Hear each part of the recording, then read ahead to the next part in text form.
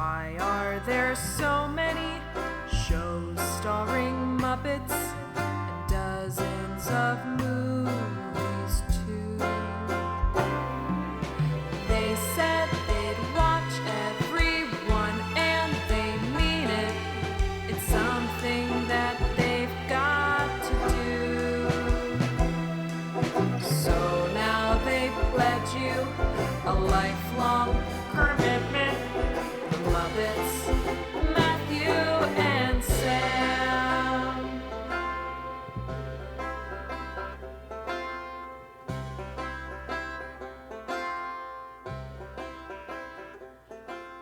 Welcome to Commitment, the podcast where two friends have vowed to watch all things Muppets. I'm Matthew Gatos. And I'm Sam Schultz. And this week we continue trudging through season 3 of Muppet Babies as we watch 3 episodes from the fall of 1986 titled Fozzie's Family Tree, The Daily Muppet, and Scooter's Uncommon Cold. Do you remember what my guesses were last week? I believe you said we weren't going to learn shit about Fozzie's family. Yeah. Confirmed. Confirmed. The sure. Daily Muppet, you did say something about them running their own newspaper. I think I said they were going to run their own newspaper for like 10 minutes, but that was wrong. They did run their own newspaper for the whole thing. And I think I predicted it was going to be a Superman Daily Bugle thing. So close. So close. Just the wrong episode. If we had combined 2 of these episodes, we would have got what I predicted. Yeah. And Scooter's Uncommon Cold, I think we nailed that one. Oh, did we say that they shrink down into his body? Yes, I think we said the words Magic School Bus and Fantastic Voyage during our prediction. That does sound familiar. I also predicted that there would be 2 episodes where a child gets shot out of a torpedo tube. So I got that one right on the notes too. Yeah, weirdly enough, you absolutely nailed the fact that 2 children would be used as torpedoes. In 2 different episodes. Yeah. Well. So on the note of, the way we predict and talk about Muppet Babies in the past, I feel like we may have been a little overly negative last time, Sam. So Oh, wow. I wanted you to sit here and I wanted you to say one nice thing about Muppet Babies. I have to hand it to Muppet Babies. I think it has pretty nice animation sometimes. I think they do some. There's one specific cutaway this week where Kermit yells at somebody and then he kind of like blushes and looks weird. And it's like, I don't know why you did that. I don't really know what that means, but it's pretty cute. And I also appreciate that they take the time to make a lot of the side characters, like the one-off characters, look like Muppets and like give them the right eyes and stuff like that. So I think the drawing is pretty nice. I don't hate to look at it, and sometimes they do something truly nightmarish where I'm like, ooh, what? This is still making me. There's one part of one of these episodes that's still making me feel weird. I'm excited to hear what that is. But yeah, no, I think the animation, I know I had commented when we first started season 3 that it was looking worse. I think that is no longer true. Maybe that was just a one-off weird episode. Mm-hmm. Because I also noticed some of the animation looking really strong. Particularly, there's a lot of Fozzie's face is the one I started to notice in this batch. Oh yeah, I feel like I had the same thought.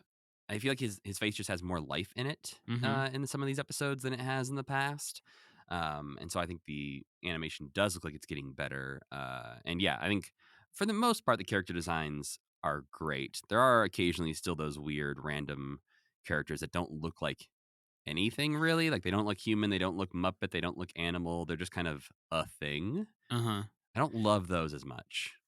I didn't say that the characters were great. I just appreciate that they give them the correct eyes. Because sometimes they do, like, there's another thing that happens in one of these episodes right before they shoot one of the children out of a torpedo. Where the first or second time? The first time, where Kermit meets a bunch of other frogs. Yeah. Those frogs look fucked. Yeah, those frogs got some real gross energy to them, but they do have Kermit's eyes. Which is illegal. I feel like didn't Jim say that no other frog could have Kermit eyes? I feel like that was a thing when Hey Cinderella came out or something like that. There was like a law passed that no other frogs could have Kermit's eyes. This is also a man who like 4 or 5 times has said what the word Muppet means, and they've all been different answers. So I don't know if we can always trust Jim Henson. He's a bit of a Joker-like character, isn't he?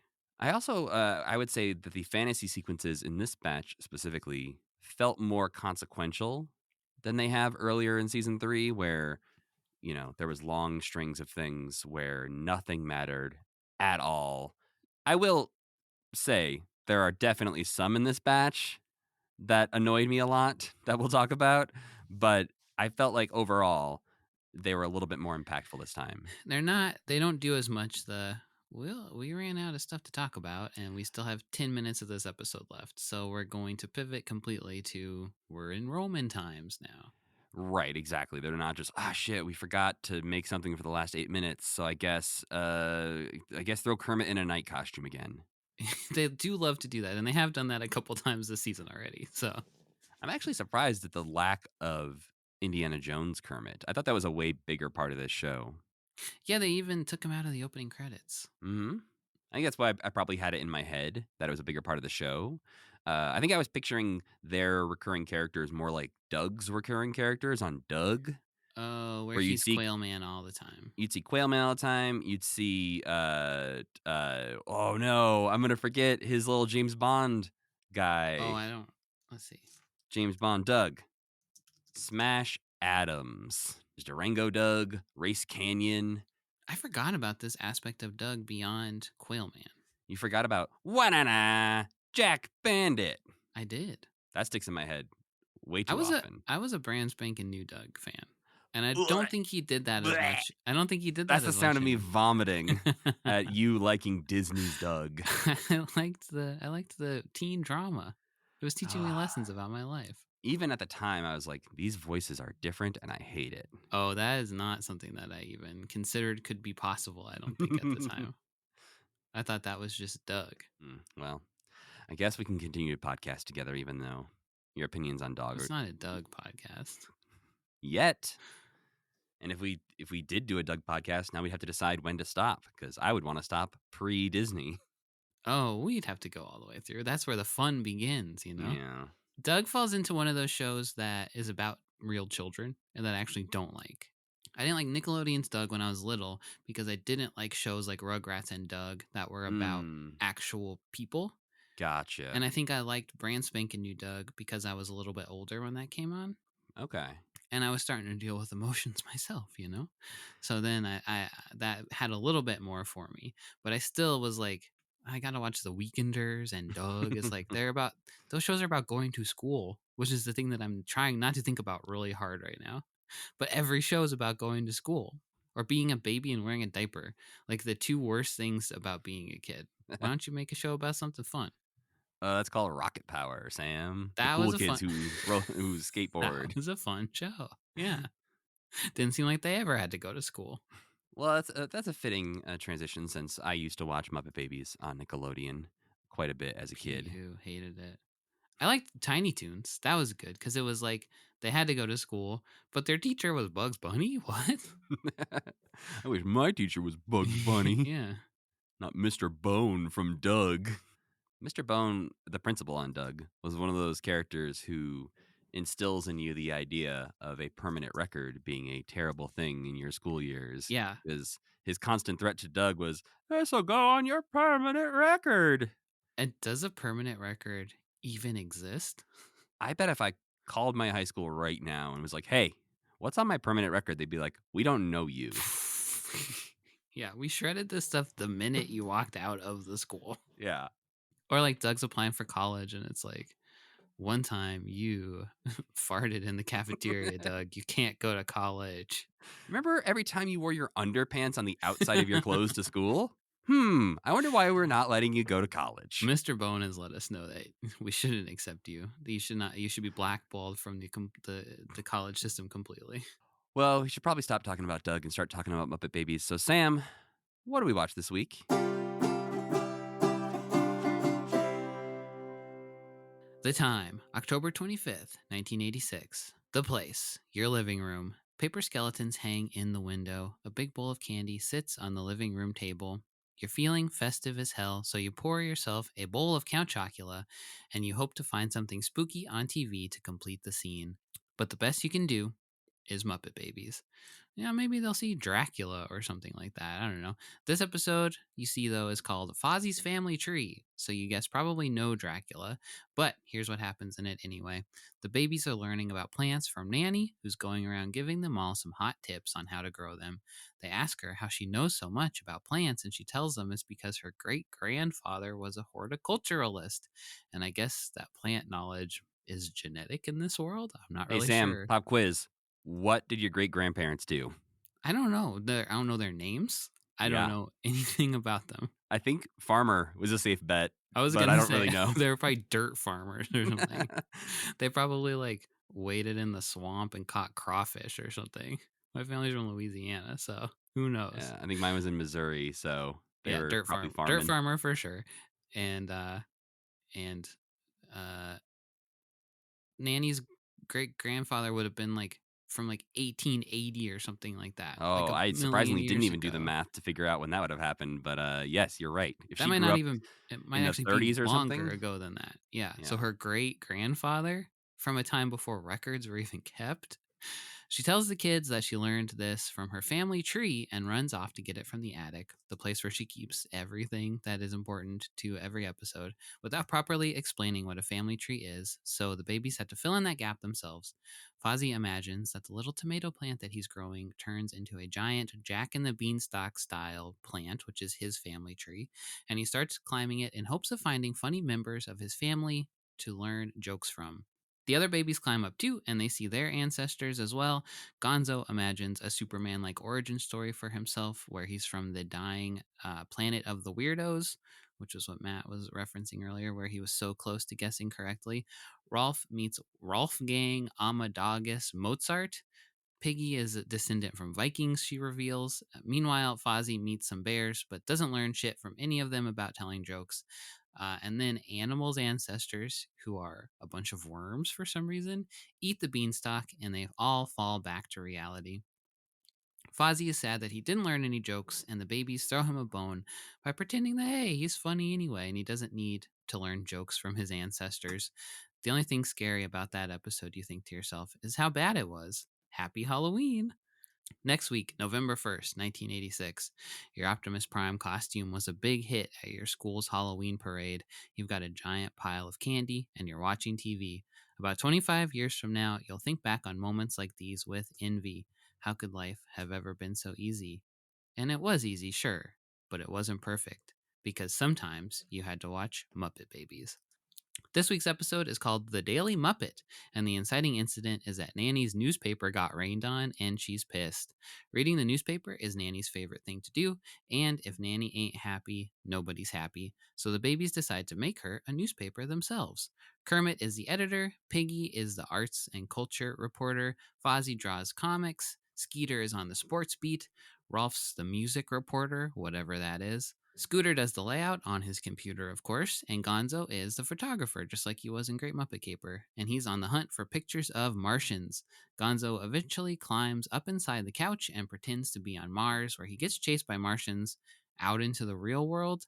Uh, I guess that's fake, but it seems a little bit like it's edging on being real. Anyway, they get the paper done and deliver it to Nanny. It's only one page long, and none of them can write any words at all, so Nanny really has her work cut out for her, pretending that she likes it. Gonzo is disappointed that he never got that alien picture, and Kermit consoles him by saying there are no little green men, just little green frogs. Creepy antenna emerge from the top of his head, and the episode ends. What the hell? That episode was way scarier than last week's episode, and you at home are left a bit unsettled. Next week, November 8th, 1986, it's firmly the holiday season, the leaves are falling off the trees, and it's basically the best time to be a kid. You enjoy, as you always do, a nice leisurely Saturday morning of television. This time, I don't know, you're eating a Pop Tart. A force beyond your comprehension compels you to watch Muppet Babies, and you obey. This week's episode is called Scooter's Uncommon Cold. There's a bug flying around the playroom, and the babies are trying to murder it. In the process of doing so, Skeeter squirts Scooter with a squirt gun, getting him wet and cold. This will be as important a plot point as can possibly exist in an episode of Muppet Babies.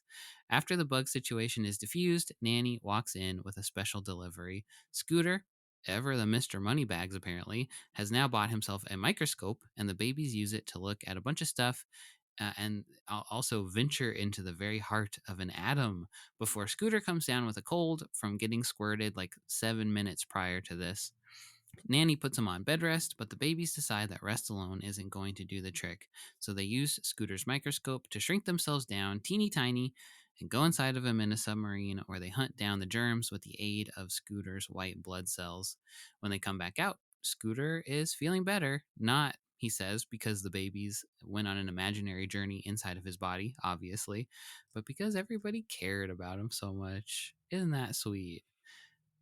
So nothing really all that interesting was going on in this exact range of dates, but there were some sort of important things happening in the world of television around this time. Nickelodeon's Double Dare first aired on October 6th, making Nickelodeon the most watched cable channel overnight. The Fox network launched on October 9th and became the first new broadcast television network launched since 1967. And Dana Carvey, Phil Hartman, Victoria Jackson, Jan Hooks, and Kevin Nealon are cast on Saturday Night Live's 12th season, replacing most of the disastrous season 11 cast, which included Robert Downey Jr., Joan Cusack, Anthony Michael Hall, and I think the weirdest one to me is Randy Quaid. I don't think of him as like a funny guy. Is he a funny guy? I guess he's the guy in Christmas Vacation and stuff. He's Yeah, funny, I he suppose. used to be funny. Huh. Now he's scary. Now he's very not funny, is right. But yeah. But yeah, no, that was the wild year where I believe John Lovitz was one of the few. he's like the that sole was survivor, basically. Well, elsewhere in the world of the Muppets around this time, Jim writes in his journal, November 1986, filming, VTR, test of Stupid Flakes, working on INTV. Is Stupid Flakes the Swedish Chef cereal? So Stupid Flakes was one of the names considered for the Swedish Chef cereal. It was not the final name that was eventually produced by Post. They went with Crunchy Stars. Is stupid just too strong a word? I think they're like, come on, we can't call a kid's cereal stupid. Yeah. Okay. Or maybe Post was like, we don't want to call our cereal stupid. Yeah. Or Somebody's imply that stupid our in this cereal equation. makes you stupider. If you buy it, you're stupid. Something like that. Or all the other cereals stupid. Everyone's going to realize cereal's stupid, basically. So we Right, can't do yeah. this.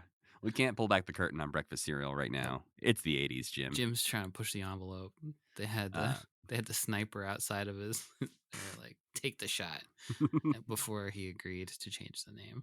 But yeah, Crunchy Stars is what they will eventually land on, and it will come out in 1988 and will be discontinued a year later. Not a bad name, though. I think Crunchy No. Stars is okay. And if we could find a box, I'd eat it now. I would eat it too. I'm sure it's fine. Nothing. Yeah, I don't think what's there's the enough. worst that could happen to you? Dysentery? Your tummy hurt a little. I don't think you get dysentery. I think something has to be wet for you to be able to get dysentery. Maybe I don't know why. This is like 40-year-old cereal. It could be a little wet. Is dysentery just having diarrhea? I think it's having diarrhea so much that you die. Oh, you have blood and mucus in it. Oops, sorry for this section of the podcast, everyone. Okay. So yeah, this was them testing commercials for various versions of names of the cereal. But also during this time, as he wrote, working on INTV. INTV will eventually be renamed InnerTube, which we'll discuss a little bit more in August as we get into 1987, because there was a 10-minute pitch reel prepared, and so we can watch that.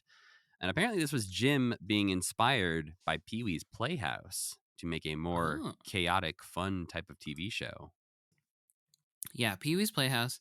I think about this a lot. This is a stupid example, but with the show Andor, and when that came out, everybody else who made Star Wars TV shows are probably like, yeah, shit.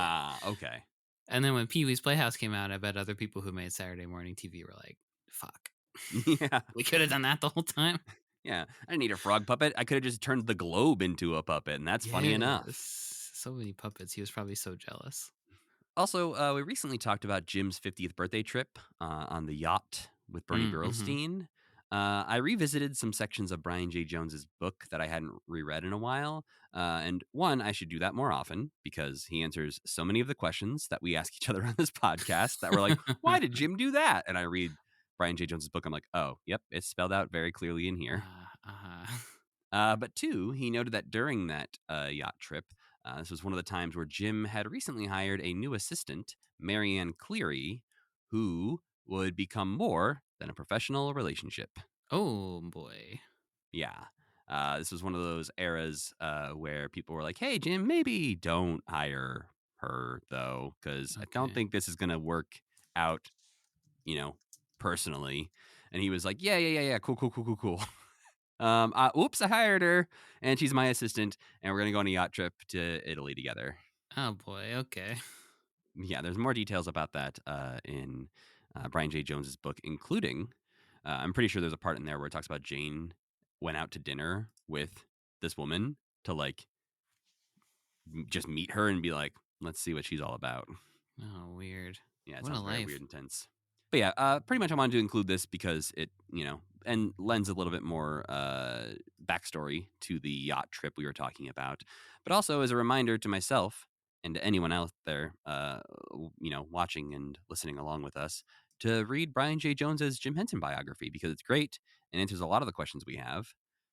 For instance, around this same time, this is Jim got a new apartment in Connecticut so he could pay lower taxes. In the book, it says the apartment at Steamboat Road would become his official home address, and for the rest of his life, accountants at Henson and Associates would carefully track Jim's schedule to ensure he spent the appropriate number of days in Connecticut to qualify for Connecticut residency and its marginally lower tax rate. It's like he's running for Congress or something. Yeah, like I got to Jim. spend a certain amount of days in Connecticut so I can be the next senator from Connecticut. Wow. Being fabulously wealthy makes you into a real weirdo, seems like, huh? Yeah, I mean, as someone I was just watching the Formula One race just before we started recording today, and it was in Monaco this weekend, which tells you how long ago we recorded this episode. But a lot of the Formula One drivers end up moving to Monaco because they have like no taxes. Oh. And so you'll get a That lot of makes Formula One sense. drivers moving to like Sweden or Monaco. And it's like, why do they all live there? It seems really expensive. And it's like, yeah, but they don't pay any taxes. How do they have no taxes? What They do have they do? some taxes, but Okay. not it is seen as a tax haven. Sure. It also, when reading through Brian J. Jones's book, I was looking up Inner Tube and there to see what he had to say about it. And it turns out one of the reasons Jim wanted to start prepping Inner Tube as a TV show was in case NBC didn't end up liking the storyteller. He would have a backup show to be like, okay, you don't like this really weird, serious thing about a human-sized hedgehog. What about this fun romp of a kid's show? With the scariest puppets I've ever seen in my life. They're a little scary, but they're not a human-sized hedgehog told in fairy tale form. That's true. They There's a got good that going moment for in 'em. the book where they talk about they were trying to hire the writer for the storyteller, and he was like, Jim pitched to me, and it just sounded like a story of a guy sitting by a fire with his dog for an hour, and Oh I was no. like, why would I write that? Oh no. Jim. But getting into the episodes that we watched this week, first up from October 25th, 1986, is Fozzie's Family Tree, where Sam correctly predicted that we wouldn't learn a damn thing about Fozzie's family. No. Or even really family trees. Nanny just shows up at the end and he's like, this is one. This is what they are. Okay. Bye. Yeah. Yeah, this episode sucks. I This know we just talked episode about was being positive, but this one sucks. This one was really bad. This one fell into all the problems that your bad Muppet Babies episode falls into, where it's just random, very loosely tied together by what could be an interesting, story. But they take it in such a weird direction where they're like, where Fozzie's climbing up the tree and they're all chasing him. And it's just like, I don't know. It's too much. They're overcomplicating what could be just a nice, normal episode. Yeah, I wrote in my notes at 6 minutes in, this already feels like we're stretching for time. When they're doing the plant stuff, or That's when Fozzie runs into the football bears. oh gosh, okay, And that felt so much like a last 8 minutes moment of an episode yeah, but that that I was the first knew. idea they had. Yeah, it was all downhill from there. How do you not make an episode where it's like, here's a polar bear, here's a brown bear, here's a black bear, here's a panda bear? Yeah, and like, spoiler alert, I really enjoyed Scooter's Uncommon Cold as an episode. Uh huh. And I think they did a good job of teaching just enough to be like an almost educational show. Yeah, sure. And I think this is an episode where they could have done the same thing to talk about different kinds of bears and not just Smokey and the Chicago Bears. The Oh, football sorry, bears. The Smoggy football and bears. the Football Bears. The football bears. And at first I was like, I'm so stupid. I'm just like, wait, is the football bears like another cartoon show or something? This is the way it says. It's like, it's the football bears. Had they just won something? Is that when Oh, yep. That was the Super Bowl 1985. Was that the Super Bowl shuffle? Yep, Cool. Okay, so they were hip. they were. Yes, that makes a lot of sense now that the Bears would be on everyone's So mind. I guess back then we would have been like, "Hey, it's the football Bears." It's the football I know Bears. those guys. I my biggest Muppet Babies pet peeve is I hate that sometimes the nursery window is round and sometimes it's square. Oh, what? Sometimes it's square? It's square in this episode when Piggy I've is sitting in the little nook, never. and Nanny I think opens it at one point or opens the curtains or something to help the plants. It's a very square window. That seems like the easiest thing to catch, I suppose, of anything. Like the background has so little. It's like the grid, wallpaper, and the circle window. I That's all think you got to know. sometimes there's a little bit of not confusion, but a little bit of purposeful playing around with the shape of the nursery. Oh, okay. Where I think I have a pretty clear idea in my head of what this nursery looks like, Mhm. but then sometimes they'll be next to a door or a window or something where I'm like, wait, where is that? Yeah, there's a lot of closets in there. But it's also, it seems like a giant open room with very little going on. Uh-huh. Right. It has like that landing, mostly an open room, circle window with the nook. One bookshelf off to the right Yeah. of the window, There's Gonzo's closet somewhere. which is on the same wall as the landing. And And then there's some chairs and stuff over to the left. and then their beds are in there too? Is that Somewhere. right? We've Their never beds are seen like a some full MTV Cribs panning shot we of the gotta. nursery. I gotta know where their beds are. I'd like that, our friend Valerie does a very good series of zines where people have to draw iconic characters from memory, like draw Sonic from memory, draw Bart from memory. I want to do like a mini version of this on Twitter and just ask people to draw the floor plan What of they the think Muppet the Babies Muppet nursery Babies. That's a cool idea. I like that. because I think they would all be extremely different. Now I think this is a different window, Matt. That's what Because I'm. But where is that window? that's so it's a corner room at least. But the round window has the toy chest under it. It has the nook with Right. the In my head, this is a crudely drawn version of that same nook.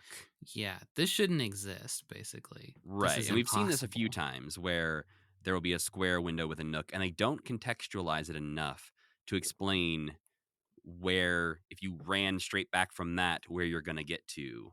But when they only show one of them at a time, it's hard to know if it's a drawing mistake or if it is a different side of the nursery and this is a corner room. Yeah, I this don't is know. a weird little place that they're hanging out. But apparently, all the kids are getting into their green thumbs this week because Scooter is growing peas, Skeeter's growing carrots, and Kermit is growing a plant, or at least trying to, that isn't growing at all until he shakes it. Yeah, what the hell? Nanny just shakes it a little bit and it pops out. Yeah, that's not how plants work. But her great grandfather was a horticulturist, That's Matt. true. She would know So better than she we actually would. knows. Yeah. Fozzie is growing what he thinks is a rubber ball plant, but it turns out, it's tomatoes. What is he, stupid or something? But of course, he tells a bad joke, and the tomatoes start to fly at his face. And it's not fantasy tomatoes, it's Animal shaking the plant and throwing tomatoes at him. Yeah, I feel like there have been other times when the tomatoes transcend the fantasy and those actually do fly at him, but not in But this case. Nanny's in the room. Yeah, Nanny can't see that. That's If right. Nanny's in the room, fantasy cannot break into reality. No magic, because Nanny would flip out. There's times where we can accept that, like, this is happening in their imaginations. It just looks really real. Yeah, But if Nanny's in the room, it feels like they're not allowed to do that. that's true. Rolf is growing some flowers, and Nanny tells him that music is good for plants. And I thought for sure we That were would getting be a where song. the song gets in early. But no, because Ralph plays a little ditty on the piano, and the flowers curl up and die. They hate it. They hate his song. This episode had a lot of Rolf inappropriately inserting himself and his music into places. I felt like. Yeah, there's a few really, we've said many times Rolf is our favorite Muppet. We love Rolf, but I don't know if he works very well on Muppet Babies. I don't know if he does either. It's getting a little pathetic. There's something that happens in the next episode which made me just go, maybe don't talk, Rolf. There's actually two things in the next episode where I was like, Rolf is the What? least good Muppet Baby. He's not the least good because Scooter and Skeeter are much worse than Rolf is, in my Yeah, the opinion. show uses them better though. But that's true. Yeah. Animal's still the best Muppet Baby, in my opinion. I think Animal, he's. Baby Gonzo, they're the best ones. Baby I Piggy's pretty am. good. I'm turning around on both of them. You didn't like who? Baby Animal, I think, was great when he was super chaotic in the early seasons. Oh, He's you didn't gotten like him less as much. chaotic. And Gonzo is getting less interesting because he keeps having these fantasies within fantasies that affect no one else other than him. That's true. And so his That's true. fantasies, at least in this batch, are the least consequential parts of episodes. Oh, wow. You're right. So maybe Scooter is one of the best Muppet Babies now, Well, unfortunately. I'm not going that far, but Okay. maybe by default he's eking up the rankings. So who's the best one? Miss Piggy? I think so. Yeah, I think she's still the best. And she That's has a too little bit bad. of return to form in this batch, which I enjoyed. But this is when they ask Nanny how she knows so much about plants. And she says, my great grandfather was a horticulturist. That clears it up. Yeah, we are getting a lot more Nanny lore in season 3. Yeah, we've had like 4 episodes in a row They're where just she's like, brought them some relic from her childhood. and she sort of explains the concept of family trees to the babies, saying it's a chart showing family going into the past. Which, right away I'm like, this is going to raise some questions for these abandoned children at this nursery. Yeah, But of course it she sure does. leaves, leaving them to guess. This part really annoyed me. Maybe she realized, she was like, they're about to start asking me a lot of questions that I'm not equipped to answer. Yeah, so who's the first? If I was to make a family tree, Nanny, who's the next layer? That's my first question. So Yeah. there's me. Who's right above me on this family tree? Me, baby Uh, Piggy. Piggy. And then above her was Piggy also. You're just budding. There is a part in one of these episodes where Rolf calls Gonzo Baby Gonzo, which I'm sure they must have done that before. But Mm, calling him Baby Gonzo implies that they know that there is a non-Baby Gonzo out there to me. right. I don't like that. Why do you call me Baby Gonzo? Yeah. No, Ross, seriously, we need to pause and talk about this. Even though she did say this is a chart that shows families going into the past, the kids are still like, let's wildly guess what a family tree is. Yeah. Piggy guessed that it's when trees live together in the forests. No. No. Nanny said it was not that. Nope, she said it was a chart. Scooter, who previously knew about the Civil War and slavery, Yeah. guesses it's a giant tree far away where your distant relatives live. Can Scooter read? The next episode raises a lot of questions about who can read and write amongst these babies. If he can use a keyboard, he must be able to read. You're right. And I was thinking about that in retrospect. There's the episode where I didn't like that he and Skeeter were sneaking the snacks from the fridge. Oh, yeah. Yeah. And he types like Muppet Impossible on his Yeah. computer. Those are hard words to spell. Impossible? Yeah. What 3-year-old or whatever can spell impossible? Interesting. Okay. So, yeah, I think there's a lot of questions about who can read or write. And they've implied that none of them can. Yeah. But then there's a lot of examples where I feel like they're pushed into a corner of like, well, I guess we need words used now. And he is constantly typing on that computer. So he must know something. He's ordering stuff. He's got to be filling in his address and all that stuff, you know? Yeah. Maybe that's why he gets paid the best. Did they all get paid? I mean, he's getting money from somewhere. They must be getting paid for their appearances on the show Muppet Babies. Oh, yeah. We pull out to the full Muppet canon that these Muppet Babies are also actors acting in a cartoon. Whoa. That kind of opens it up for me a little bit. That sort of makes sense. Well, Fozzie's tomato plant grows huge like a beanstalk, and he thinks, well, this must be my family tree. And so he starts to climb it, with the others chasing after him. Yeah, I hate this. This is one of those things where it's like they're in danger. We have to help Fozzie, but you can't pretend like someone's in danger. I mean, you can, but not in this situation. It's not warranted. Yeah, I feel like, and this may just be wishful thinking, this is, rose tinted glasses sort of thing. I feel like earlier on, they were better about showing us where reality and imagination Yeah. blended. Like the first Right. episode when they're playing submarines, they're Mhm. on the couch, Rolf is underneath the couch, moving the couch so that the engines are, full speed ahead. And so we can see like they're using their couch as a submarine. Whereas like so many Yes. times in this, they're just standing there and they're suddenly like, now we're in space. Yeah. Or there's like an episode, like the episode with Robin, where animals like going nuts and climbing the bookshelf, and they're like, "Uh-oh." Yeah. Yeah, that would have been better if Fozzie had climbed something he wasn't supposed to, or something like Well, because that. we see at the end of this when they fall out of the beanstalk, they were up on the bookshelf, and like Animal Oh, knocks them down off of it essentially, right. which would not be great for those babies to fall that far. That's pretty Um, far. That's like yeah, 3 stories to a baby. yeah, that's a good 6 feet, which I wouldn't want to fall 6 feet to the floor, Oh. let alone these babies. But yeah, I wish even just a shot of Fozzie starting to climb the bookshelf, and the kids are like, "Hey, Fozzie, maybe don't." Yeah, but then what is he, just like in some kind of trance or something? He's just like, what? How does he? Yeah, It makes sense for baby animal because he's actually a baby, but the rest of them right. are not actually babies.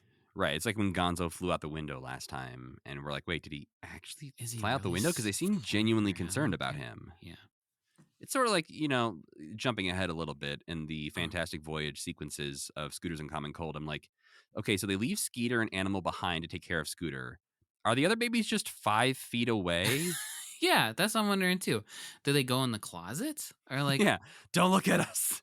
We're Yeah. not here. We're in your stomach. Maybe the problem is we just don't remember what it's like to be able to pretend like that.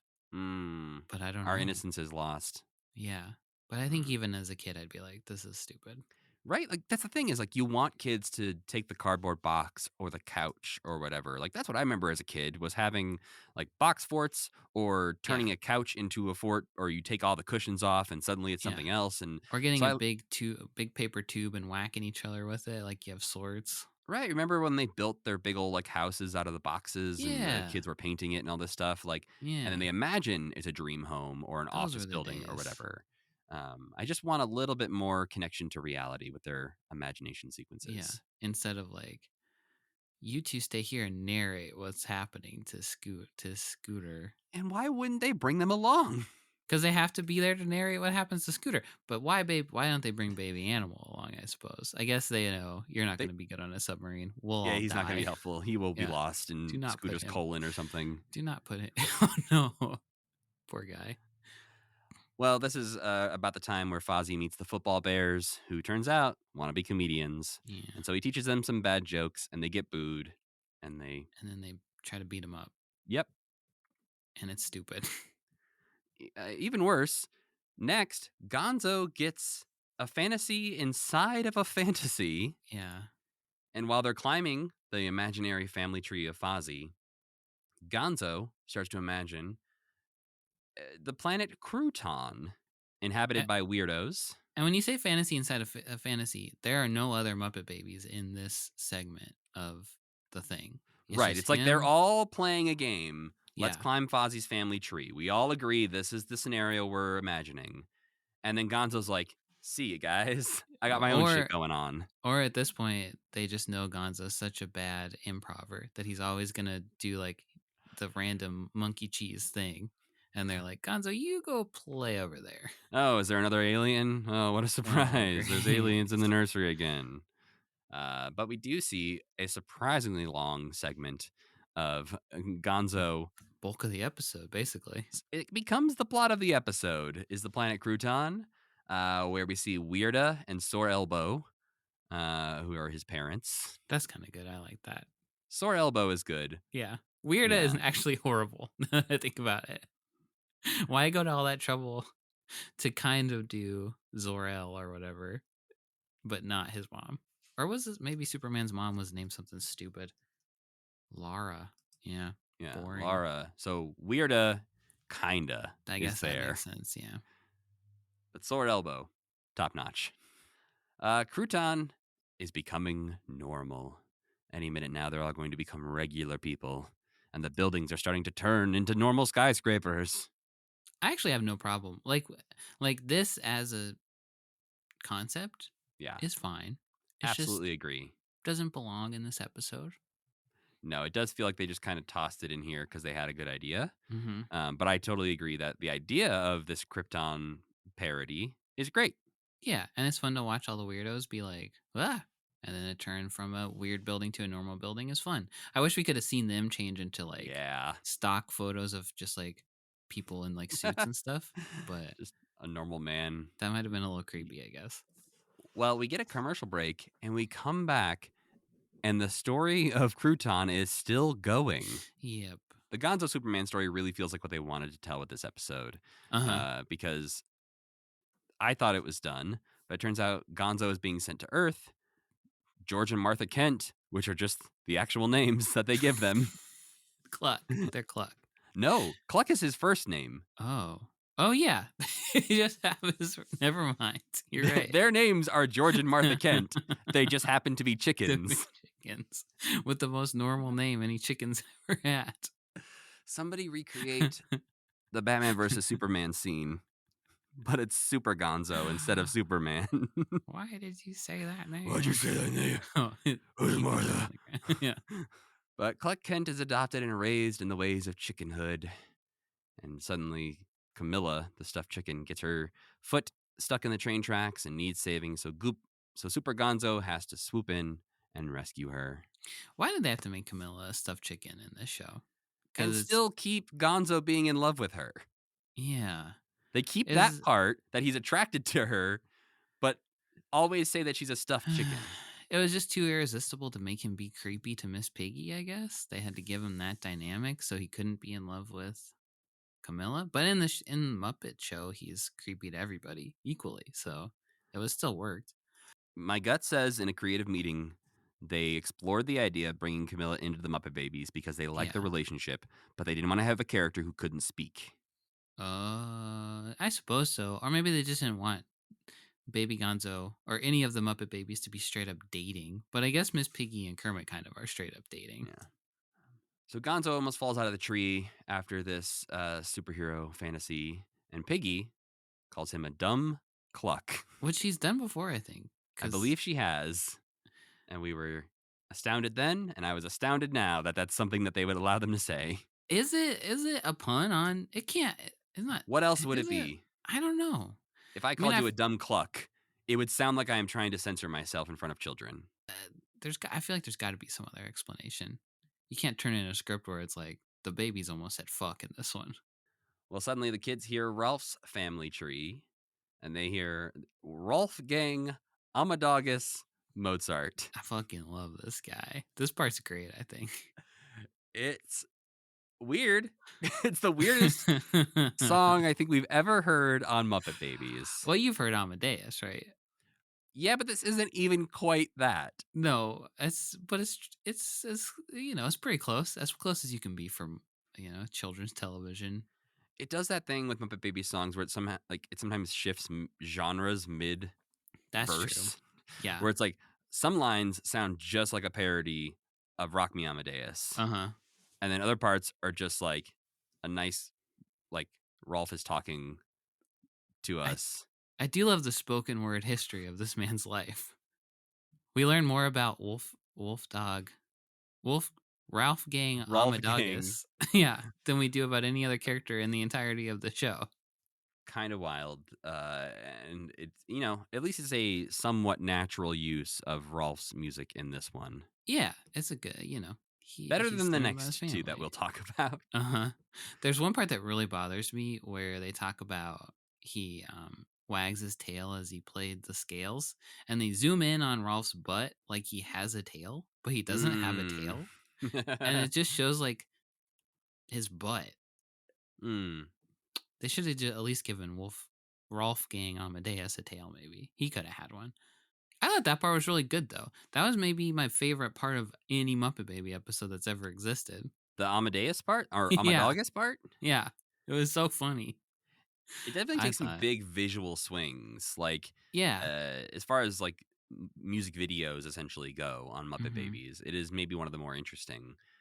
Yeah, I think it was just like, it sort of caught me off guard as to how weird it was. They do, like, going back to saying something nice about it, every episode of the show, they do have to do a lot of work on. It's not like they're everyone is pretty different and they're going to different places and they need different backgrounds and they need different character design. It's like less than the sum of its parts, but Yeah. they do take pretty big swings pretty often. Yeah. No, there's definitely always something, at least one or two things in each episode that you're like, Yeah. ooh, I'm glad I saw that. Like that weird episode we watched a couple weeks ago, maybe, where they're building a giant statue. You remember that one during the singing the song and they're building that giant statue? Yeah, It's yeah, like yeah. that part looks great, but doesn't make any sense at all. But it must have been really hard to do. There's just enough in here to tantalize us to make us not want to stop watching Muppet Babies. Well, I mean, I want to stop watching Muppet Babies. I'm not legally not allowed to. No, you're not. But what if something really cool happens with Animal in season 7? You'll never know. I do always think, like, what if I learn something that informs this character going forward, which I think could happen, Yeah. and I think maybe does, but They I'm not could quite sure decide what that suddenly is to yet. reveal Animal's parents in season 6 or something. Yeah, And we would never know that happened. that's true. Well, Fozzie wanders into some smog and meets Smoggy the bear, who apparently tried out for the part of Smokey, but they didn't go for him. I kind of like this dirtbag. He's cool. Why does he have a Const- flashlight tied to his head? So he can see through the smog. Oh, okay. I get it. He's constantly hacking up a lung. Uh-huh. And guess what? He also wanted to be a comedian. Yep. That's what all bears aspire to in life. Is that apparently. previously established in Muppet lore? I don't That think bears so. do. Yeah, I don't think so either. I mean, we've seen the other bears on the Muppet Show who aren't really there to be comedians. Yeah. That's Except right. I think there is one particular bear who does Who's funny? do a better job. Because I think they give an award in the Oscars parody episode of the Muppet The Show. funniest bear comedian. And he's like, I got this one. This is my award. Yeah. And then the other comedian wins it. Well, we learned that Piggy's great grandmother was Piggy the Terrible, a Viking. And then we see a Viking ship with all the little babies working on it. And they get attacked by a sea monster. I like this. This tracks as like a Miss Piggy joke.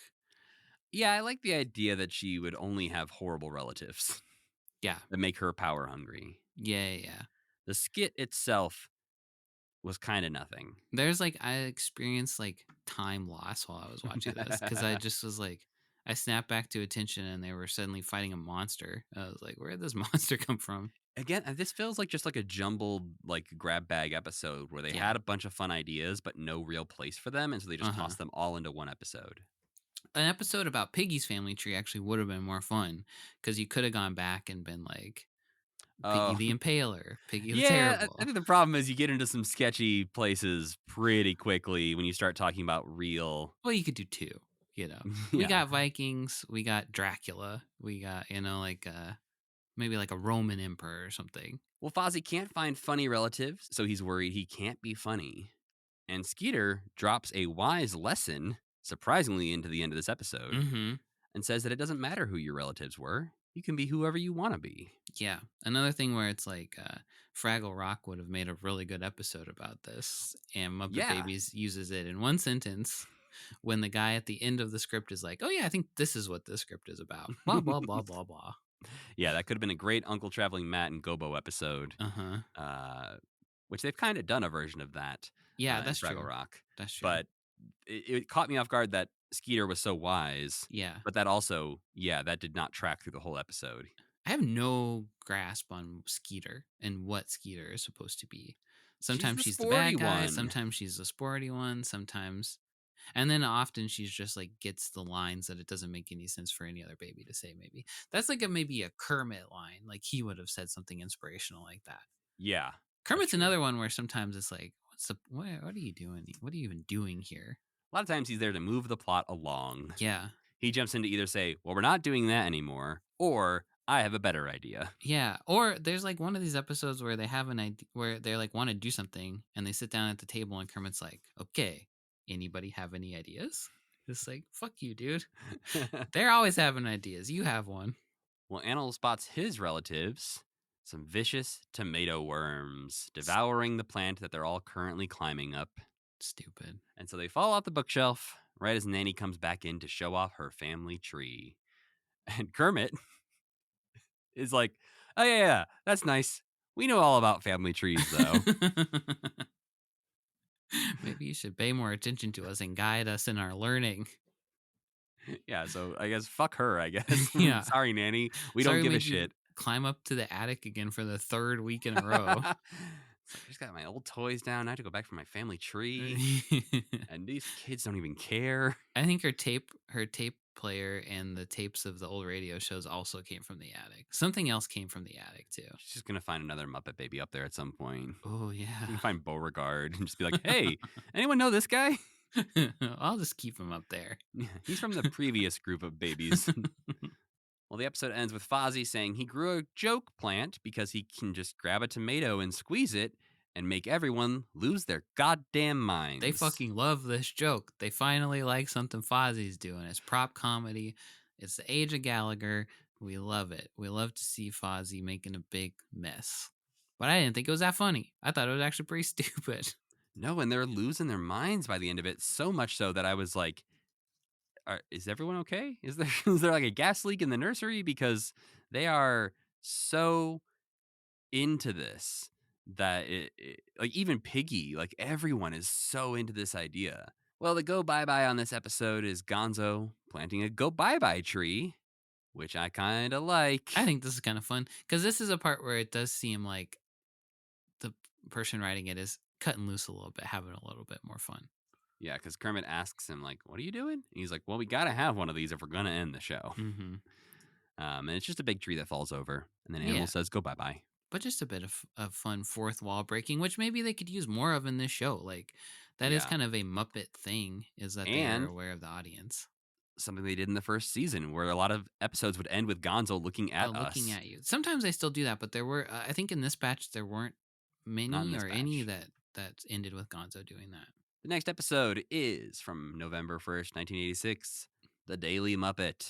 The kids are all sleeping on their cribs, which are somewhere in that very large room. This had the dumbest opening of any Muppet Babies ever, I think. It was incomprehensible. You're not wrong, but that's also, there's a lot of bad ones. That's true. This one was just so...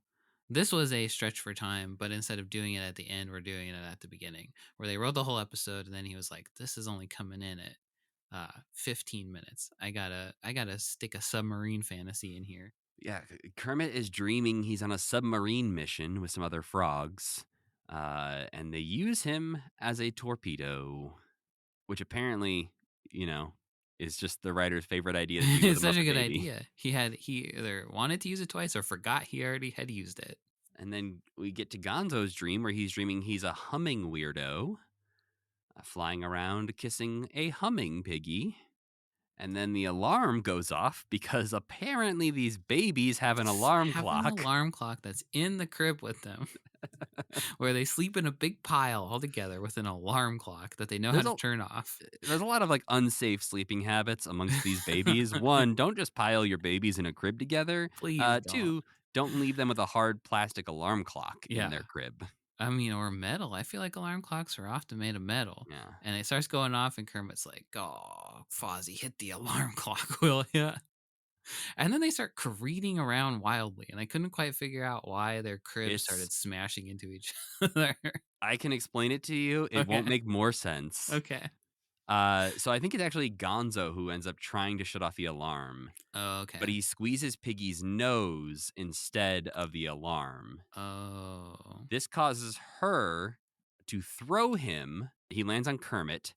Kermit starts kicking his feet wildly because Gonzo landed on top of him. The wind from his feet causes Fozzie's propeller hat to take off and land on Animal, which wakes him up. Animal then yells, "Go wake, wake!" startling Scooter awake. And then Scooter careens into everyone else. How? Causes a ruckus. How does that part happen? He just like jumps out of his skin when Animal yells, "Go wake, wake!" And he hits, I think, Skeeter into Rolf, who hits the side of the crib. And the cribs smash into each other. And then the kids all just fall out. Yeah. And then the effect of this is that they say, let's go have breakfast now. They realize they're hungry. Could have started with them sitting at the breakfast table. Yeah, we've seen them starving before. We don't need an explanation. We know that they are not well fed. Yeah. We also know people get hungry and eat breakfast. So We didn't have to see that they had to wake up first in order to go get breakfast. But yeah, the moment when Kermit's kicking feet blew Fozzie's propeller hat off of his head, I was like, oh, what are you doing, guys? That's great. It feels like they just realized he's got a propeller on his head. We could do something with that. And I know it's a cartoon, and maybe they were like, this will be a funny little sequence, but nothing in Muppet Babies ever feels like it happens on purpose. It all feels like the person writing the script has absolutely no control over their idea, what's happening in the episode, what these characters are doing. And often they're either just standing around or doing something so nonsensical that it's like, how could human have done this? Well, yeah, they do realize that they're hungry and they want to go see if breakfast is ready. Thankfully, they walk in and there's a bunch of bowls of cereal out on the table, which they must go through at least a box of cereal a day. I mean, at least. Like, you got 8 bowls of cereal laying around there, 6, 8 bowls of cereal. I always forget how many of these brats there are. I think there's two. There's 8. Yeah. Okay. I always forget. I always think 8, and then always forget if Bunsen and Beaker are part of the 8 or Then not. there's So they are 10. not. Yeah. Man, Nanny is vastly outnumbered. Well, speaking of Nanny, she suddenly comes in saying, "Not again." She's so mad. Yeah, because her newspaper has once again been rain-soaked and ruined. Really relatable problem for the children watching the show. Hey, they ain't got blogs back then, Sam. What does she not have? Like newspapers? I guess maybe they weren't always wrapped in the plastic thing that they're wrapped in nowadays, or she doesn't have an awning or something, but just seems like a solvable problem. Get one of those little boxes you put the newspaper in. Well, the kids discuss the fact that Nanny wasn't her normal chipper self this morning. No, which is kind of a scary, like, I don't know. Yeah, I don't love that. To be so angry that your babies are like, oh boy, our mom was really on one today. And they speculate why she might be upset. And I'm like, one thing happened. Come on, kids, keep up. Yep. Kermit figures it out pretty quickly. And he's like, well, she loves reading the morning paper and her paper got wrecked. So I'm guessing it's that. What a way to set up an episode where they make a newspaper. Yeah, they could have just, been, Nanny could have been excited about reading her Nanny paper. could have said, I love newspapers. Let me tell you all about them, kids. And then they could have said, we'll make a newspaper ourselves. That'll be fun. Let me go up into the attic and bring down my newspaper collection that I've been hoarding for 40 years. House is on the verge of collapse. So Kermit suggests they make Nanny a new paper, and they're like, we don't know how to do that. Yeah, good point. Except for one Muppet. Rolf the dog says, the only training I've had in the newspaper business is when I was housebroken. He says while wearing a diaper. I don't like any of this. No, too much pooping and peeing being thought about in this moment. No one responds to him. They just move on very quickly. But what, like you said, he's wearing a diaper while talking about being housebroken. Yep. I feel like in Muppet stuff where they're grown up, Rolf also has very many moments where he says some kind of dog thing and everybody ignores him though, right? Or even in the Muppet movie when he's like, I'm Rolf the dog. I met Kermit at the bar. Yeah, never mind. I kind of think it's Rolf's thing to be like in the cut a little bit, you know? Yeah, I guess so. It's just weirder when he is talking about poo poo pee pee. Yeah, when he's weirding us out as well. Like, yeah. And I get that, like, he can be because that joke's obviously a little bit more for the adults watching than the kids. But yeah, that's the poor adults watching. Yeah. That's just the first of 2 moments in this episode where I was like, come on, Rolf. Maybe you don't need to be here. Does the next one happen right after this where Kermit's like, we'll start a newspaper, and Rolf's like, I'll be the music reporter. No shit, dude. No, it's actually later on when Rolf shares his section of the newspaper with Nanny. Because jumping ahead to the end, when they introduce the paper to Nanny, Skeeter says, I did the sports section. And Nanny's like, that's very nice, Skeeter. And Rolf is like, I did the music review. And Nanny goes, uh-huh. And then right after that, Fozzie's like, and I drew the funnies, Nanny. And she says, that's very cute, Fozzie. Oh, poor Rolf. That's so stuck in the middle is an uh-huh. I feel like the writing for Nanny at the end implies that she hates this. This was like the last thing she wanted to see today. She was already mad about her newspaper. This she can't read. Now she has to sit at this table and pretend to read one page of scribbles that looks like shit. Kermit kicks off the newspaper business saying, "It can't be that hard. I'll be the editor." And that is when Rolf says, "I'll be the music reporter." Skeeter says she'll be the sports reporter. Piggy will be the movie reviewer. And Gonzo's the photographer. Do you think he's a photographer because of Great Muppet Caper?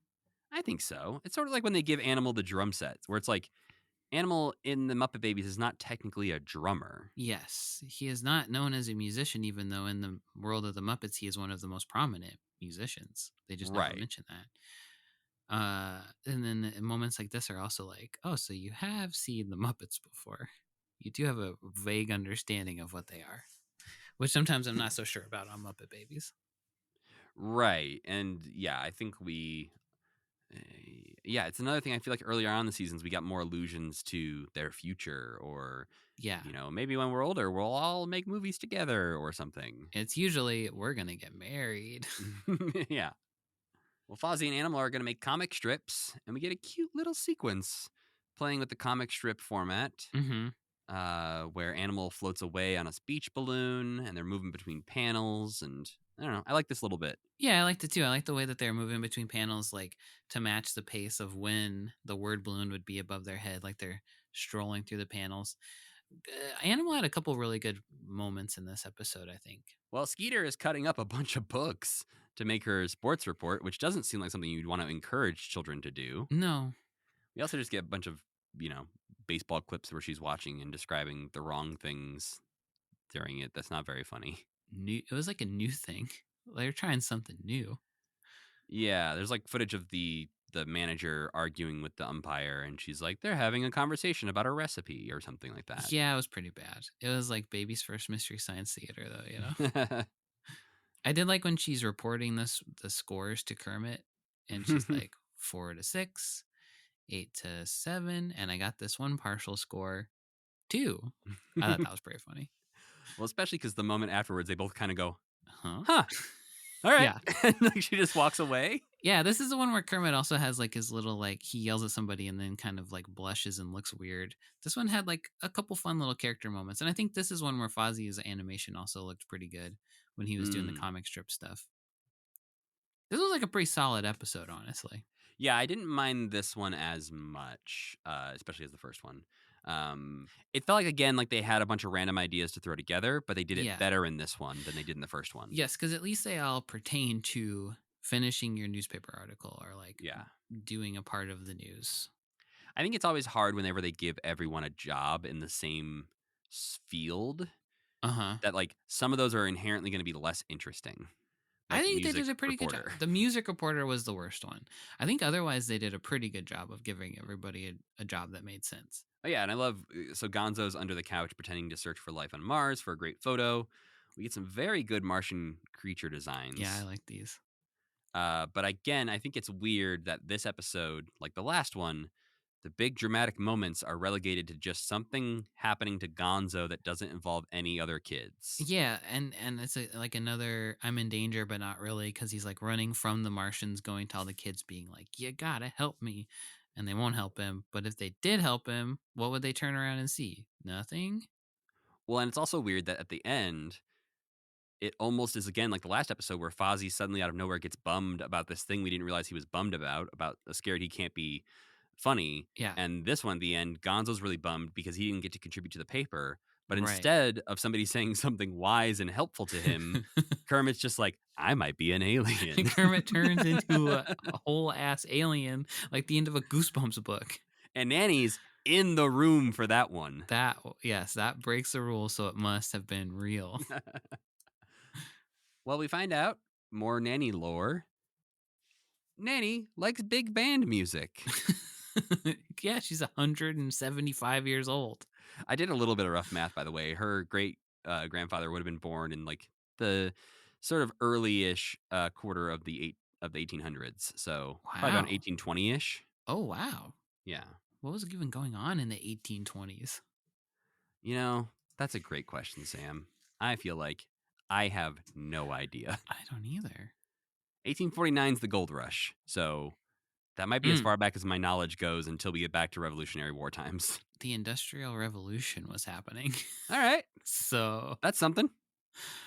yeah. Would they even have called somebody a horticulturist back then? He was just a farmer, right?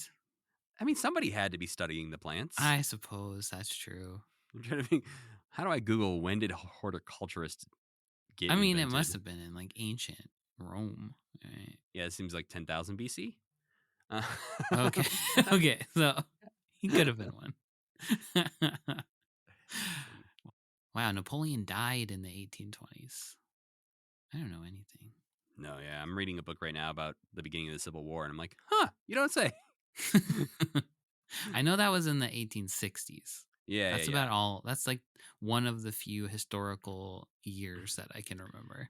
yeah. Basically, the book is about like from Lincoln's election to Civil War. How did this happen? Uh-huh. So after we learn that Nanny likes big band music, we get to see Rolf going to do his report with Animal, and they find big drums, a big guitar, and a big keyboard because Yeah. that's what they think big band music is. And this is not where the song happens, is it? Shockingly, no. No. You'd think, hey, Rolf's here. We got instruments. But no, we move on because now Animal wants to create the classifieds.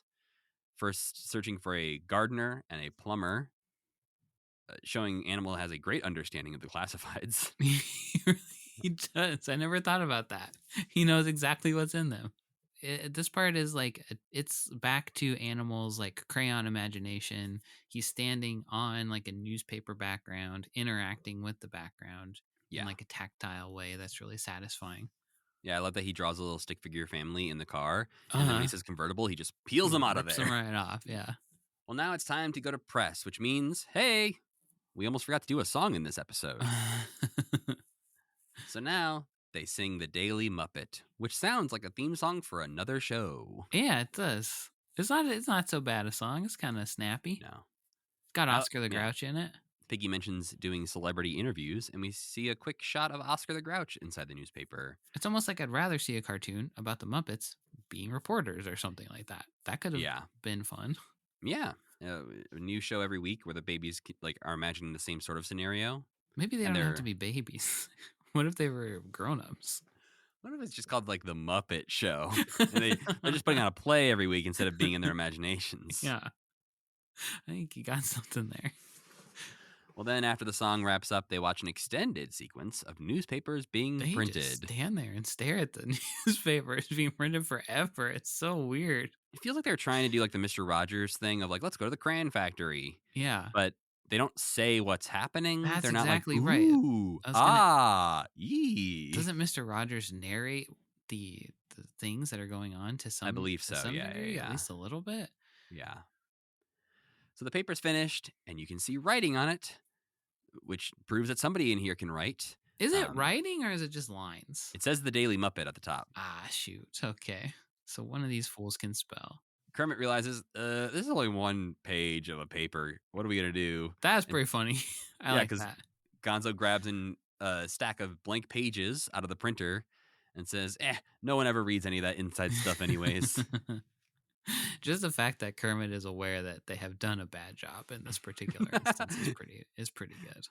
And it's like the Ben Wyatt Parks and Rec stop motion moment where it's like, I worked so hard on this. And it's this much. This is all we made. We made one page of a newspaper. Did work for a really long time on it.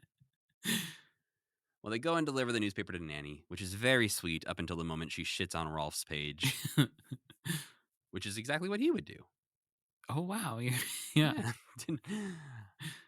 And then, the episode ends with Gonzo being bummed about not getting a photo of the Martians for the front page. And that's when Kermit says the line about there being no little green men, just little green frogs. And creepy little antenna and furl right off the top of his head. Mm-hmm. What is the meaning of this? I think it's just Gonzo's imagination still running wild. I hope so. Or Kermit's been an alien this whole time, which actually wouldn't change anything at all. I mean, or it would ruin everything like Marvel and the Skrulls. He's a Skrull. Yeah. When was Kermit replaced? And then in the Go Bye Bye, Gonzo's reading the newspaper and Martians come out and the newspaper eats him. Gonzo's like in hell in the last part of this episode. Well, and Beaker is notably on the cover of that newspaper. There's a photo of Beaker drawn on the newspaper. Oh, So I don't know if he's interesting. involved in the Martian plot They're in all some way. aliens. Well, the last episode we watched this week is from November 8th, 1986, Scooter's Uncommon Cold. And I'll say it, I like this episode. Yeah, this one was fine. This one and the last one, they both had a through line. That's all I require is a logical through line. And the babies kind of working together as a team and not so much just going off into their own little vignettes, I think is a big part of it too. Well, in this one, a ladybug has gotten into the nursery. And they are absolutely trying to murk this thing. They They're want this thing dead. Yeah, they are even pretending they are a military force trying to down a target. Yeah. If they get a hold of this thing, they will kill it.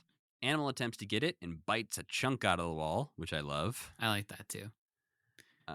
Skeeter wants to get it with a water gun, but sprays Scooter, who immediately sneezes.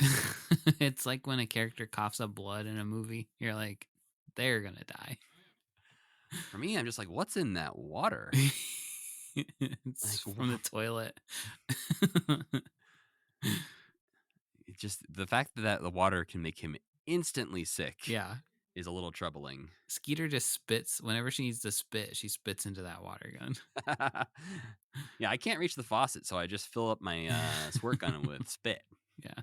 Then we get a moment that made me very happy because we learn that Piggy once again gets to be the smart one. Yeah, this is good. She recognizes that the kids are not in danger. This is not a killer bug. It's just a simple ladybug. It is a loud ass ladybug, though. It's buzzing around like a bee. It kind of looks like the ladybug from A Bug's Life, too. Yeah, it does. Like the face design is very similar. And then Scooter gets another expensive package. How is he ordering all this stuff? From where? With what money? He just blew all his money on a robot that blew up. Nanny likes that he's ordering this stuff too. It seems like she's excited for him. She doesn't get any of the other babies anything ever, but I guess he's the only one with like a practical interest. Yeah, she's like, you're the only one I really have faith in. So Yeah. I will keep investing in your future. Like, you got a kid who's like really good at a sport, and you're like, all right, I'm just gonna pour everything into this guy and hope he can buy me a house someday. But instead, Scooter says he got a high-powered microscope. That's a lie. This is a very simple microscope, This by the looks- way. Yeah, it looks like a toy store microscope. Like, Does not even have its own light source. nope. There is no power to this high-powered microscope. And you know a thing or two about microscopes. Oh, do I know a thing or two about microscopes, Sam? I got 2 of them in my house right now. One looks like this one. One is high-powered. Uh-huh. Can you crawl into that one and shrink yourself down tiny, though, Matt? I've never tried. Well, I've never tried to look the other way through a microscope, which is something I don't think don't would think work. it was possible, yeah. But microscopes, we learn, are neat because they let you see things that are too small to see with your eyes. Like a leaf. A leaf that under the microscope just kind of looks like the size of a normal leaf. Maybe smaller, even. Yeah. Like they don't zoom in and see like the plant cells or anything. They're They like, just see cool. a leaf. I'm looking at a leaf. Like something they could just hold up to their face and be like, yep, that's a leaf. Or they can see the stuff that makes up atoms.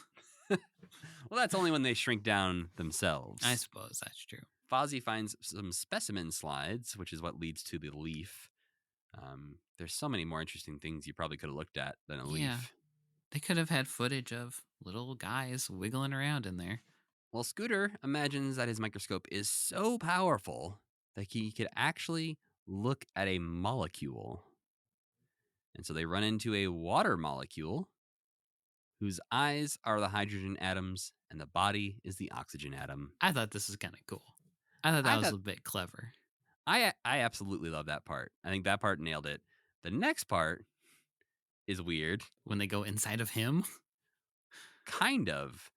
They see an atom, which he just established he is 3 Uh-huh. atoms, but they see like another smaller atom on his water atom, and they're like, let's go in there. Oh, okay. So they don't straight up go Go inside, inside of him. That was too weird, I guess. They Yeah. thought. And they go in and they discover some protons and neutrons. And I don't remember who, maybe it's Rolf, says something along the lines of like, oh, what? Is there even smaller things than protons and neutrons? Yeah. And I And was then like, they all kind wow. of get quiet for a while too, which is really strange. Yeah, and it felt like, okay, I guess this is a good time to teach kids about quarks, but are we really going to delve into that? Or even to say like, maybe, but we're not really sure how it works past that, or like something.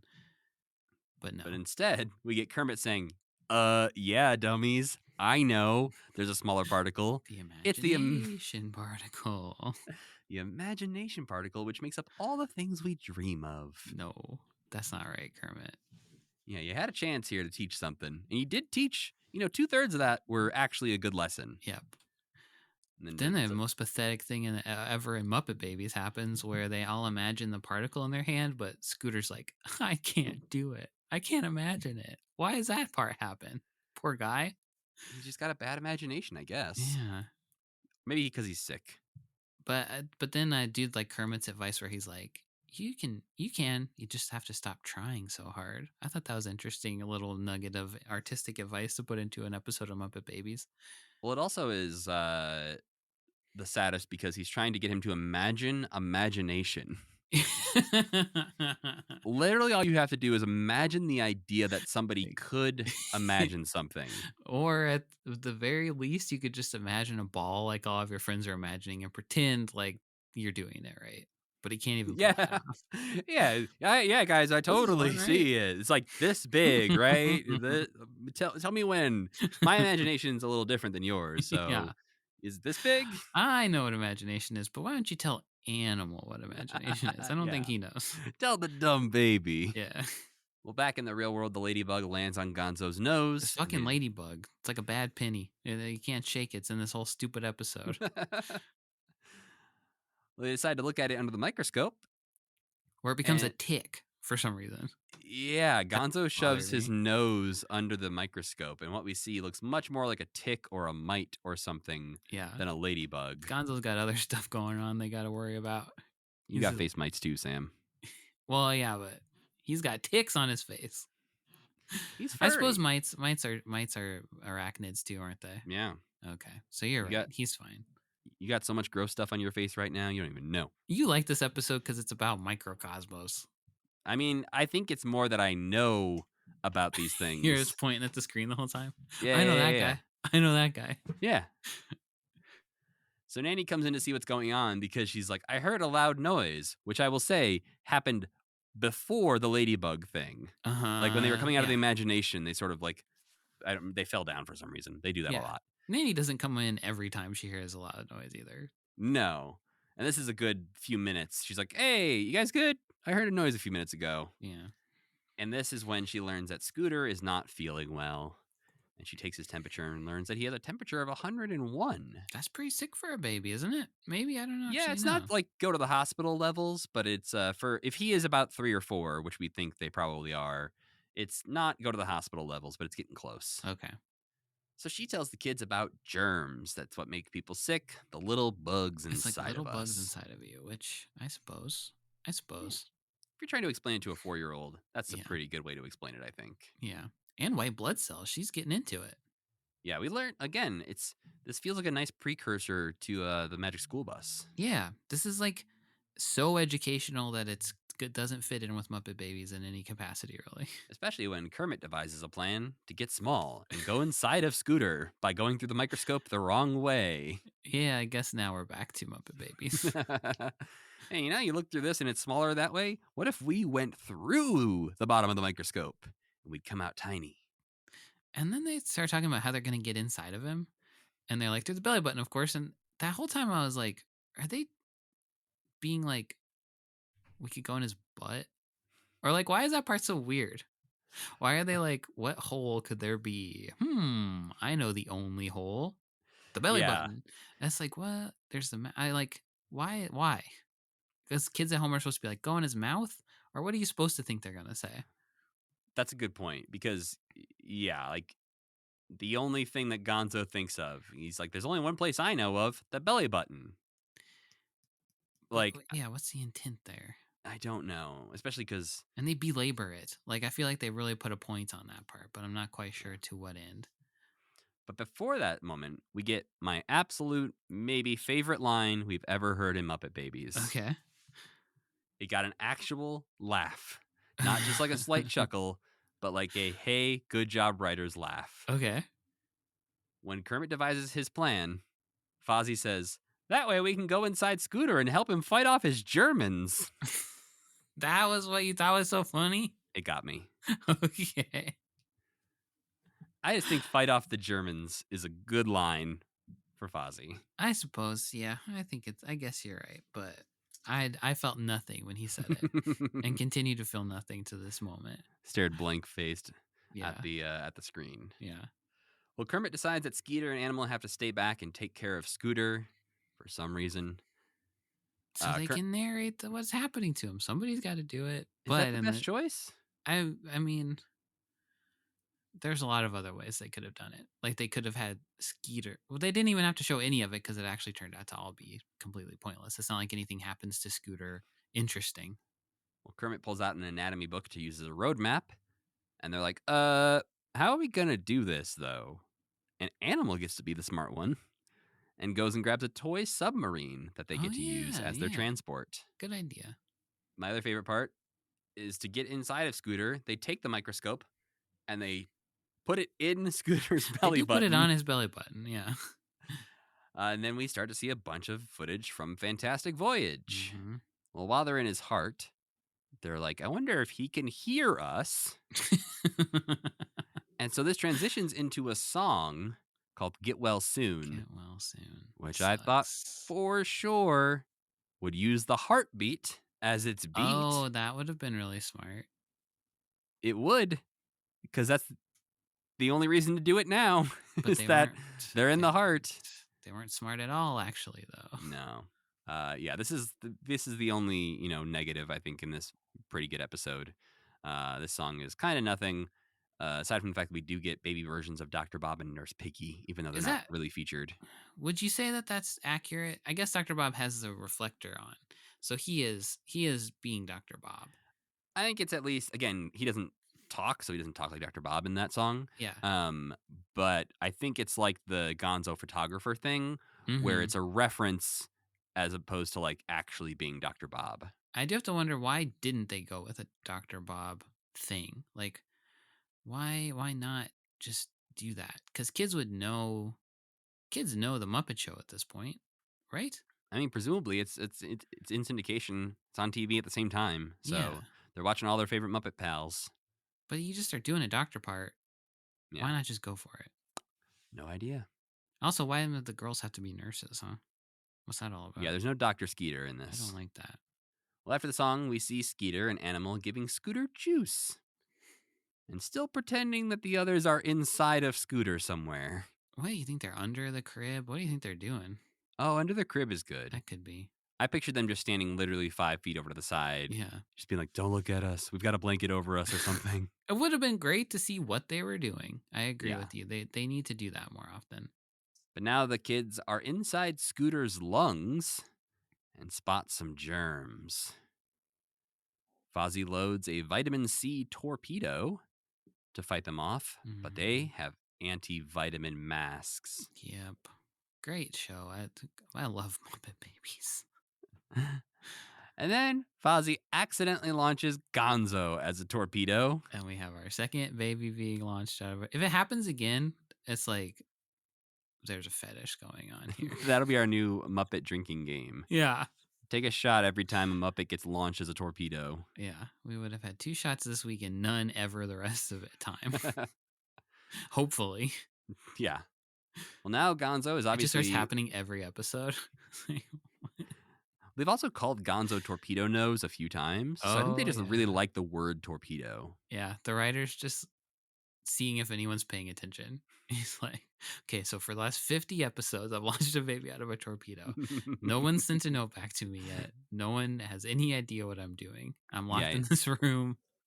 And I'm going to be here forever. Yeah, he's just trying out his boundaries to be like, what can I get away with? How many times can I do the torpedo gag? Well, now Gonzo is lost inside of Scooter, and the babies are under attack by the germs. Scooter, still feeling terrible.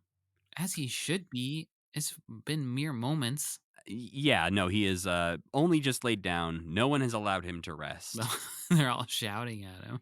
Yeah. But we get to see his little eyes when Skeeter takes off his glasses, and he Mhm. looks very sad and miserable. Yeah, poor guy. Gonzo has made his way to Scooter's brain and is going through the filing cabinets in his brain. Don't be in his brain. This is so good. He finds pictures that are the mental pictures in Scooter's brain. Basically, Uh-huh. it's like how does Scooter remember what his friends look like, I guess. And he I mean, you finds have to have that part of your brain, Matt. that's true. If I saw you at a party, I'd be like, "Who's that guy?" But thankfully, I have a filing cabinet in my brain that says that's Sam. With my face in it. Mhm. My work portrait. Yeah. So he finds a picture of himself chewing bubblegum and it's like, oh, this is when I took Scooter's bubblegum. And he tears it up. That And part was quite good. He's like, he'll never remember that now. troubling implications here. Yeah, He's he could messing get with rid of Scooter's anything. memories. He could change Scooter completely. Yeah, just erase the part where he knows about computers. Well, then what would he have? Nothing. Yeah. They'd be singing the would theme he song. It would just be like, I don't remember. Moving on. Rolf, get out here. And we get a southern sheriff showing up with the great name Whitey Blood Cell. Whitey Bloodcell.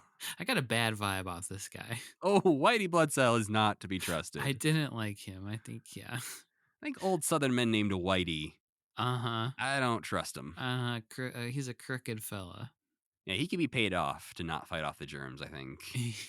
I think we come to quite a nice agreement, boys. Well, he's come to get this little blue germ, meaning Gonzo. Yeah. But Gonzo's like, nope, I am not the threat here. There's some actual germs trying to kill my friends. How about we go get them? Believes him implicitly. He should have Yeah. just killed Gonzo. That would have been the proper thing to do.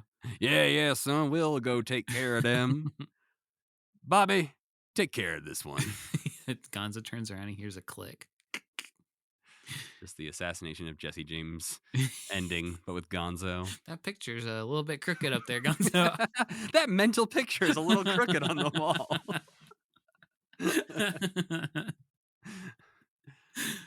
Well, the white blood cells race to the defense of Kermit and pals to fight off the germs. And suddenly, the ship the babies are in has an orange juice cannon. It's Something that imagination, Matt. It's not real. Yeah, but they could have used that earlier. Yeah. Also, I would say the doctors would probably not recommend having orange juice inside of your lungs. Shot straight into your bloodstream. Yeah, don't do that. Probably. Much like Doug taught you about the permanent record thing, I feel like there was a lot of kids shows that taught you about like alternative medicine in like the form of orange juice. Yeah, there's a lot of vitamin C and orange juice talk in this. Yeah, it cures everything.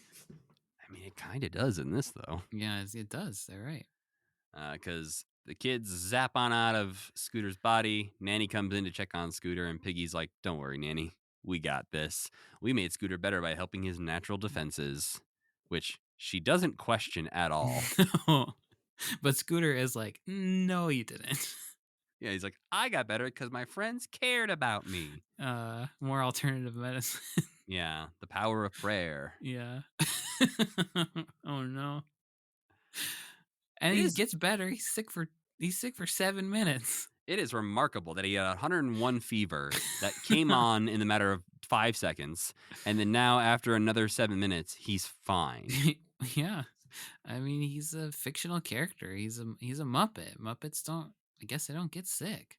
Well, the episode ends with Gonzo fighting off the ladybug because they couldn't figure out a different way to end the episode, and I guess they were like, yeah, the ladybug's still around, so it'll attack Gonzo. I don't even remember this.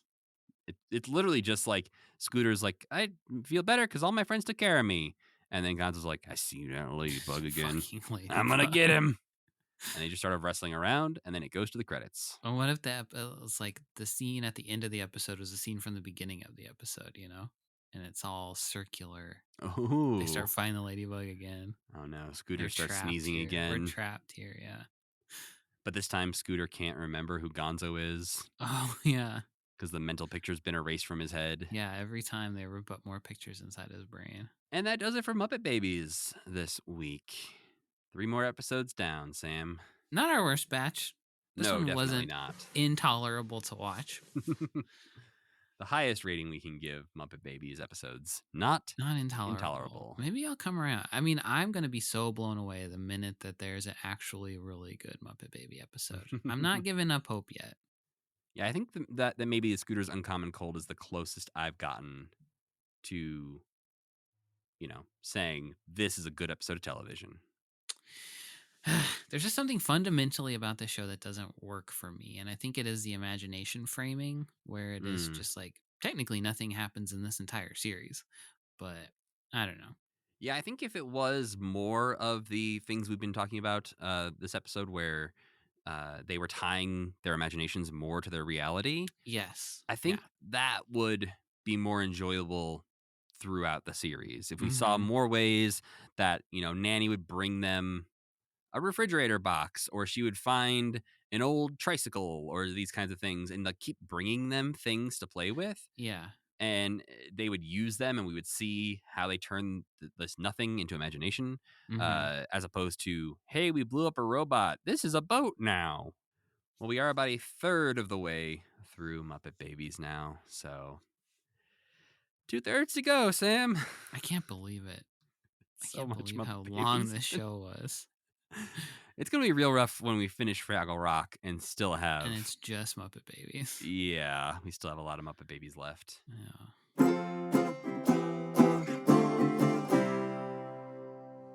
Well, before we get out of here, Sam, I gotta ask, did you have time to enjoy any non-Muppet things this week? I did. I went to see Furiosa. I was the only person in the group of people who went to see it that really liked it all that much. And I liked it quite a bit, actually. It has good action and good stunts. It's just not Fury Road. And it's like, Fury Road was just so, like, you sat there and watched it and you were like, this is different than anything I've ever seen before. And partially because Furiosa takes cues from Fury Road, it's not different than anything you've ever seen before. It's Fury Road. But it does feel more like the older Mad Max movies too. Like it feels like it comes from that universe for sure. And it's a little bit grittier and a little bit like cheesier in the way that the older movies were, and that Fury Road wasn't necessarily as much. But I don't know. I really enjoyed it, but if it came out first and then Fury Road, maybe then it would have been like better. I don't know. And not having Mad Max in it was also weird, because then at the same time you're thinking like, George Miller is old as hell. He's got to make another Mad Max movie. He can't be doing prequels. We got to see Max do some more stuff, in my opinion. But it has a lot of good. It has like a ton of cool car stunts. It's got a good story. It's looks cool. But I don't know. It's just like a complicated, odd movie. How about you? I watched Challengers this Oh week. yeah, I saw you watching that on B Real. How was that? It was good. It's a very really good wanna movie. see that. Yeah, it's I gave it 4.5 stars because Wow. it's pretty near perfect. And there's like one scene, which I obviously won't get into because you haven't seen it, that just sort of was like almost more from a filmmaking side of things, where I was like, you made some weird choices in this scene that I don't love, and it kind of drags down the movie. But the rest of it is great. And that was where you lost the half star. Yeah. It's because I could like think back and be like, yeah, that part kind of annoyed me. Weird. Okay. But yeah, no, overall it's great. Yeah, I don't want to say too much because obviously, Yeah, I people really can go want watch to see it. it. It's the expensive rental fee right now. It's the $20 or $15 rental fee. Yeah. Right now. But I would say, one, if you don't want to go to the movie theater, that's a decent price. It's like one person's ticket. And I think it's worth it. I love that director, Luca Guadagnino. Is that his I think name? this is his only thing I've seen. He did Call Me by Your Name. Yeah, which I haven't seen actually. The Suspiria, and I think I love both those movies. The remake of Suspiria is so good. But yeah, mostly I watched Challengers this week, and then this morning I got up early so I could watch the Monaco Grand Prix before we recorded. Who won? Charles Leclerc. Is that good for you? It's fine for me, but it's the best because he is from Monaco and he's the first Monegasque driver to win the Monaco Grand Prix. Hell yeah. Okay. So it was a very heartwarming moment. I think if you go on Twitter right now, the top trending topic is like, he did it.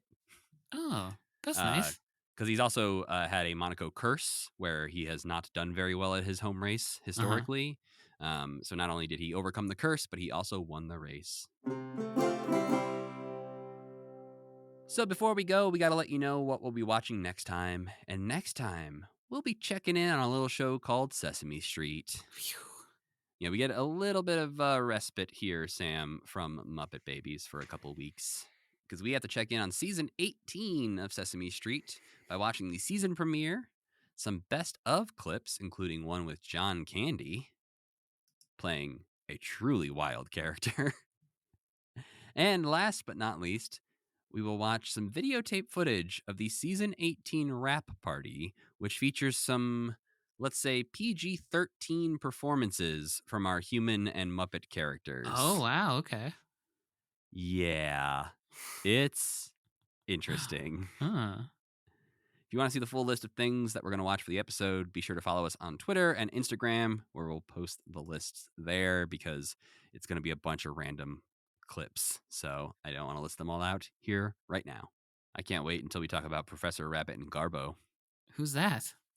You'll I'll see. find out. Okay. The two of the more wild Muppets I've ever heard of. Amazing. Okay. Well, we need to thank our friend Tuna for making the music for this podcast and Cassie Wilson for singing our theme song. Don't forget to go to commitment.com for all your commitment needs. And, if you want to rate and review this podcast on your podcast listening platform of choice, we'd appreciate it. It does some things and puts us up in the charts and makes people go, hey, what's this weird looking podcast I see here in my chart? If you want to email us, either links to unseen Muppet footage or just to say hey, you can do that at mail@commitment.com. You can also follow the podcast everywhere on social media at Commitment Pod. And you can follow me at Matthew Gatos. And I'm Sam Schultz. And as always, keep believing. Keep pretending.